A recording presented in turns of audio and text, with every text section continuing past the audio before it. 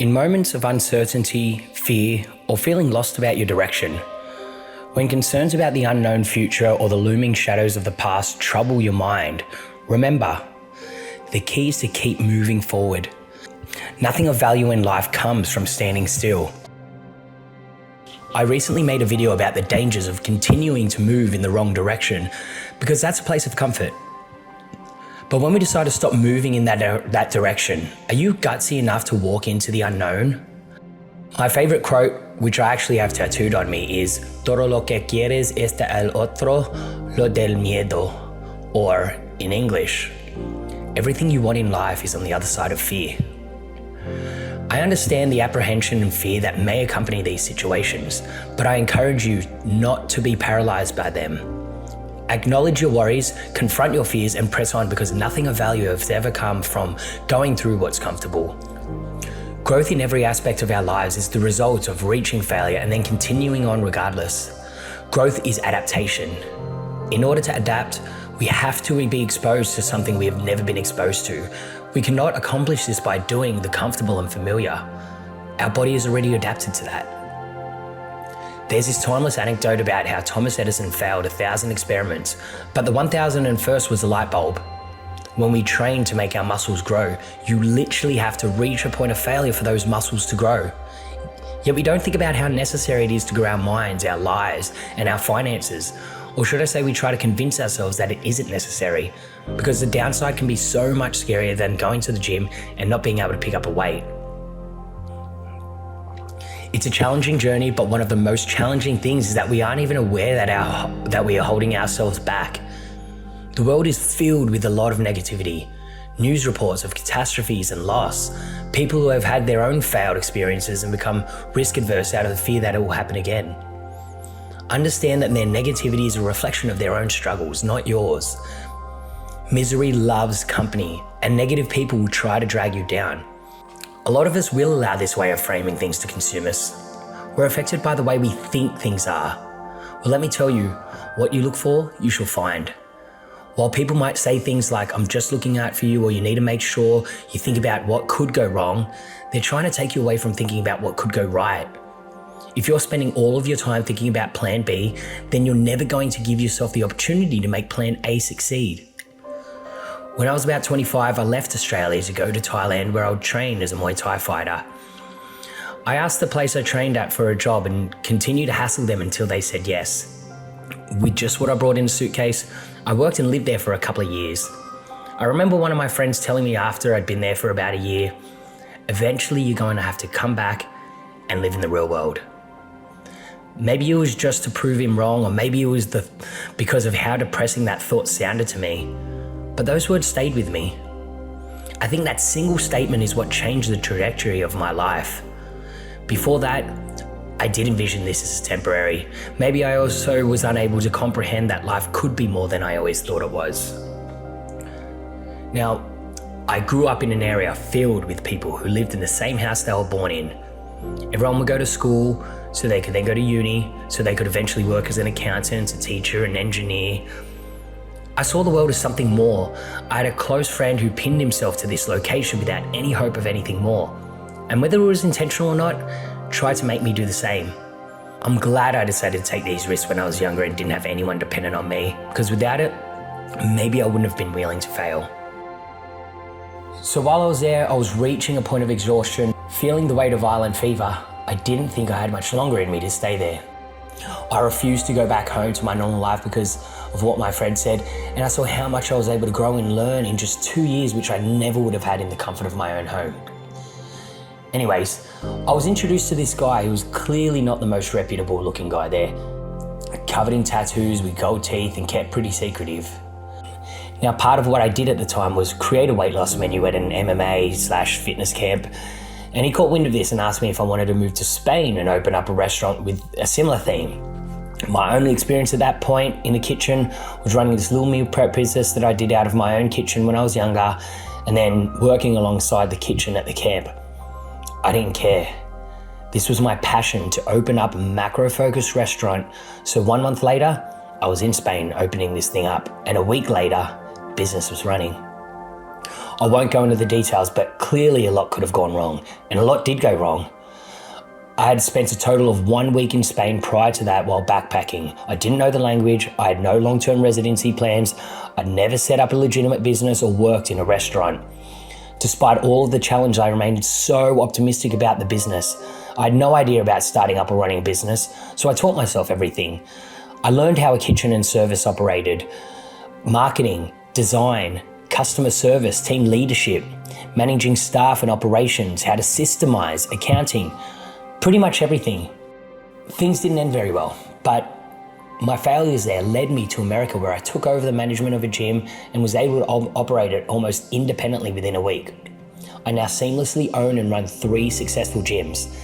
This would have never happened if I allowed the what if to make up my decisions, or if I allowed the obvious negatives to fuel my efforts to grow and learn. And you know what? Regardless of what happened in the past, I still plan on now opening up that same restaurant with all the lessons I learned, rather than avoiding them because of the failures that I had. Something that made me think more deeply about this is a situation that I recently had with an employee who has a chronic negative response to everything. She would criticize how things were done in past gyms she worked at. Anytime there would be a team meeting and something new would come up, there was always an immediate negative reaction to say that it wouldn't work. What do we do when this happens? Or what if it doesn't work out that way? She was a really good coach and had a lot of potential through her work ethic and determination. Eventually she got offered equity into another gym without having to put any money down, and I was super supportive of it. Every couple of weeks though, she would bring up another red flag, which was ultimately irrelevant because she would have the say in how the place is run and how to make it successful. I told her that if anything, it gives her more leverage to ask for more money, equity and control. She just saw the potential downside though. Eventually, she backed out and completely lost the opportunity to run a gym, which was her ultimate goal. It really saddened me to think that with all of these skills and potential of this girl, she sabotaged herself by only thinking in ways that things could go wrong. See, it made me realize that things are very easy to observe and make criticisms because it makes us feel validated that we could also be great. I'm sure everyone's spoken about how McDonald's could make their burgers taste better. The bottom line is that McDonald's made that burger and the founder is a billionaire as a result, but we, on the other hand, are simply paying him money to eat his burgers anyway. Everyone has the ability to come up with amazing ideas, but only the few actually take the leap despite how scary it can be. So it is not the ideas that create success, but in the action to do things regardless of the potential risks. Everyone has the ability to come up with amazing ideas, but only the few actually take the leap despite how scary it can be.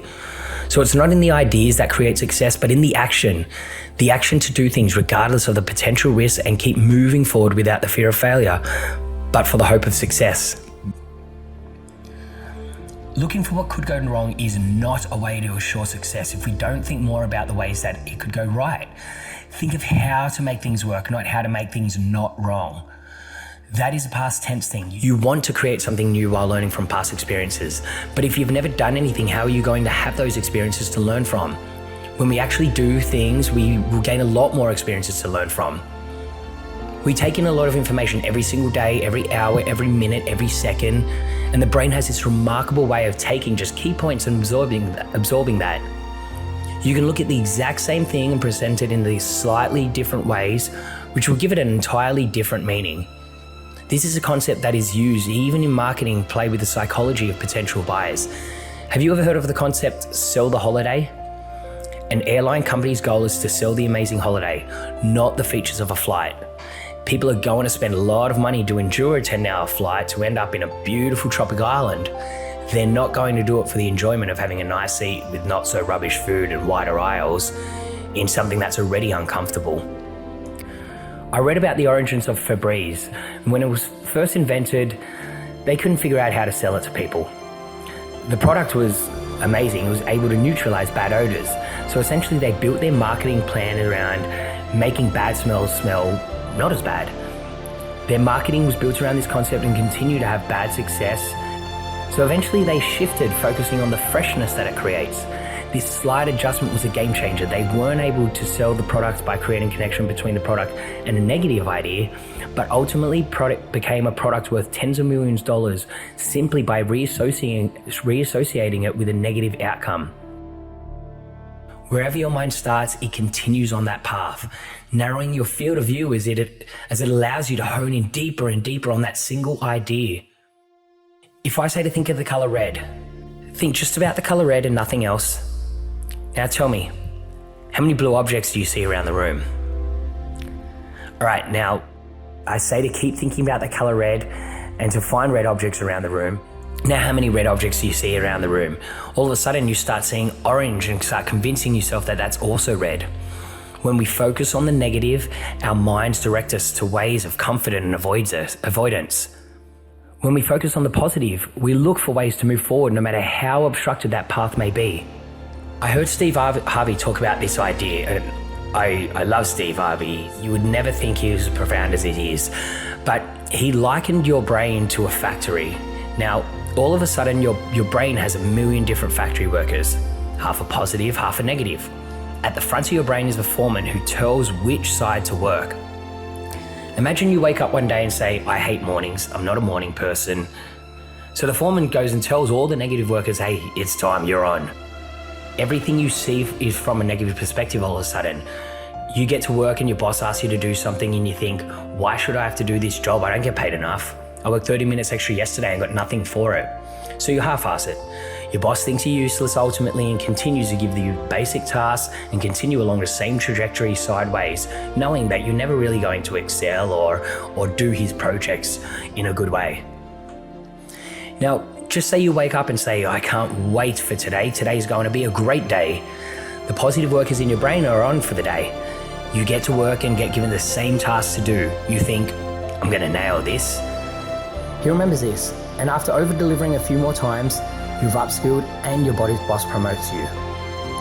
Now, I'm not saying to become ignorant and completely disregard the risks that need to be overcome, but instead of being held back by these risks, embrace the role of a student when the lessons come from those harboring negativity. Learn, grow, mature, and make necessary adjustments to keep progressing. Hatred and love coexist, and understanding this balance is vital. As Napoleon Hill once said, we must master the details. The meticulous approach is crucial for success. Exercise self-control and assume full responsibility. The challenges you face may not be your fault, but your response is entirely your responsibility. Embrace the storms because it begins when the storm subsides. Ask yourself, what should I do now? Look forward to that opportunity for growth. Understand that challenges will come your way. Keep moving forward.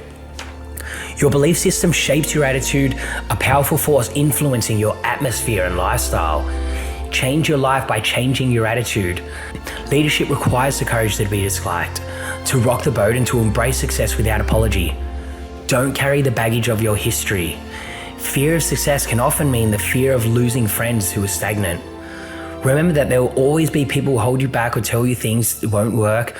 Your response determines the impact on your journey. Ignore the negativity. Stay focused, improvise, adapt, overcome, and move in silence behind closed doors. Don't be overwhelmed by the challenges in the morning. Focus on devouring those challenges. Don't worry about the labels you wear. Focus on your name. You can emerge bitter or you can emerge better. Defeated or with newfound passion. Pain is not meant to stop you. It's an opportunity to grow stronger and develop character. If someone closes a door in your face, walk the hall in search for a new door. Doors close for a reason, but we have to approach that door and turn the knob to find out that it's eventually led us to the right door. We've all failed, been a disappointment, let someone down before, and it hurts. But learning from those experiences is paramount. Life was never supposed to be easy. There is comfort in not moving, but to live a life of satisfaction and accomplishment, you must move forward despite the fear of failure.